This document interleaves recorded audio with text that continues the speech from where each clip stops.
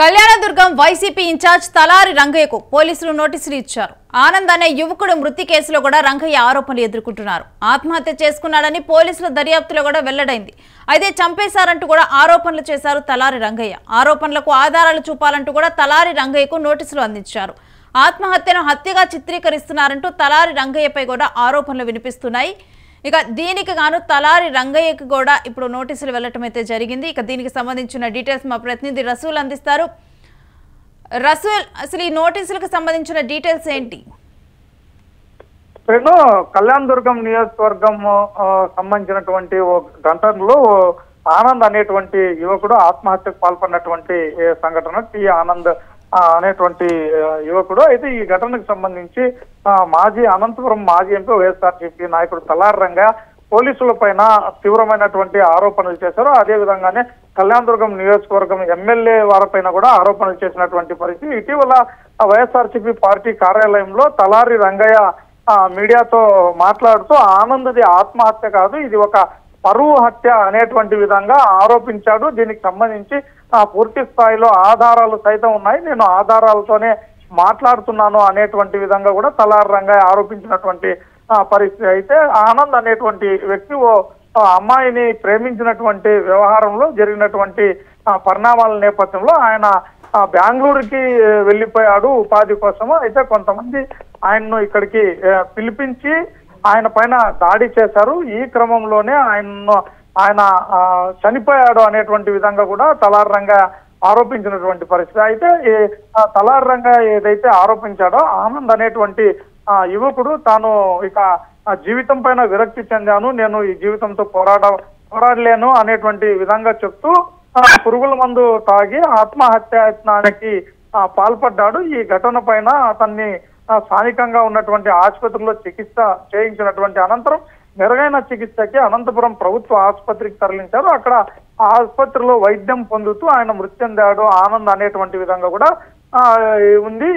ఇలాంటి నేపథ్యంలో ఆయన మృతి పైన ఎలాంటి అనుమానాలను కానీ కుటుంబ సభ్యులు కానీ ఏమీ వ్యక్తం చేయలేదు అనేటువంటి విధంగా కూడా పోలీసులు చెప్తున్నారు. అయితే మరోవైపు తలారి రంగయ్య మాజీ ఎంపీ వైఎస్ఆర్సీపీ నాయకుడు ఆరోపిస్తూ అది ముమ్మాటికి పరువు హత్యనే, తను దాడి చేయడం వల్లనే ఆయన మృతి చెందాడు అనేటువంటి విషయంగా ఆరోపిస్తూ అయితే ఇది కళ్యాణదుర్గం నియోజకవర్గంలో వర్గ వైషమ్యాలను పెంచి పోషించేటువంటి విధంగా తలారి రంగయ్య చేసినటువంటి వ్యాఖ్యలు ఉన్నాయి. అంతేకాకుండా పోలీసుల తీరు పైన కూడా ఆయన ఆరోపణలు వ్యక్తం చేశారు అనేటువంటి విధంగా తలారి రంగయ్య చెప్పడం బట్టి ఇది ఖచ్చితంగా వర్గ వైషమ్యాలను పెంచి పోషిస్తోంది కాబట్టి ఇది హత్య అని మీరు ఆరోపిస్తున్నటువంటి నేపథ్యంలో అందుకు సంబంధించి ఉన్నటువంటి ఆధారాలను 2 రోజుల్లో మా ముందు మీరు వ్యక్తిగతంగా హాజరయ్యి వాటిని సమర్పించాలి అనేటువంటి విధంగా తెలుపుతూ కళ్యాణదుర్గం నియోజకవర్గం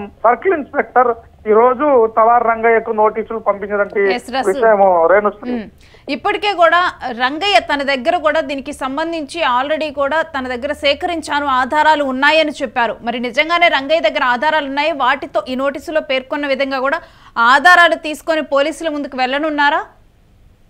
అయితే రేణుశ్రీ, తలారి రంగయ్య ఏదైతే పోలీస్ అధికారులు అందజేశారో ఆ నోటీసును రిసీవ్ చేసుకున్నారు. ఆ నోటీసును రిసీవ్ చేసుకున్నటువంటి తర్వాత తలారి రంగయ్య ఇక ఏ విధంగా వివరించబోతున్నాడు అనేటువంటి విషయం పైన ఇప్పటికైతే ఇంకా స్పందించలేదు. మరి మున్ముందు ఎలాంటి చర్యలు తీసుకుంటారో, మరి ఆయన దగ్గర ఉన్నటువంటి విధంగా ఆయన ఏదైతే ఆరోపణలు చేశాడో ఆ చేసినటువంటి ఆరోపణలకు సంబంధించినటువంటి అంశాలపైన పోలీసులు కోరినట్టు 2 రోజుల్లో పోలీస్ స్టేషన్ కి వెళ్లి ఆధారాలు ఏమైనా సమర్పిస్తారా లేదా అనేది వేచి చూడాల్సి ఉంది. మరి దీనిపైన ఆయన ఎలా స్పందిస్తారనేది కూడా వేచి చూడాల్సి ఉంది. ఇప్పుడు తన దగ్గర ఆల్రెడీ కూడా ఆధారాలు ఉన్నాయని చెప్పారు. ఒకవేళ గనక పోలీసులు పేర్కొన్న విధంగా కూడా తన ఆధారాలతో గనక పోలీసుల ముందుకు వెళ్ళకపోతే తలారి రంగయ్య మీద చర్యలు తీసుకునే అవకాశం ఉందా? ఖచ్చితంగా రేణుశ్రీ, ఎందుకంటే ఏదైనా కానీ ఒక నోటీసు అనేది ఇచ్చినటువంటి తర్వాత దానికి అందులో ఒక పోలీస్ అధికారులు విచారణ ఏదైతే ఆనంద్ అనేటువంటి యువకుడు ఉన్నాడో అతను ఆత్మహత్య చేసుకుని మృతి చెందినట్టు కూడా పోలీస్ రికార్డుల్లో ఇప్పటికే ఎందుకంటే అతను ఆత్మహత్యకు పాల్పడినటువంటి విషయము, అదేవిధంగానే ఆసుపత్రిలో చికిత్స పొందుతూ మృతి చెందినటువంటి విషయం ఇవన్నీ కూడా ఆల్మోస్ట్ ఆల్ పోలీస్ రికార్డులకు సంబంధించినటువంటి వ్యవహారాలు.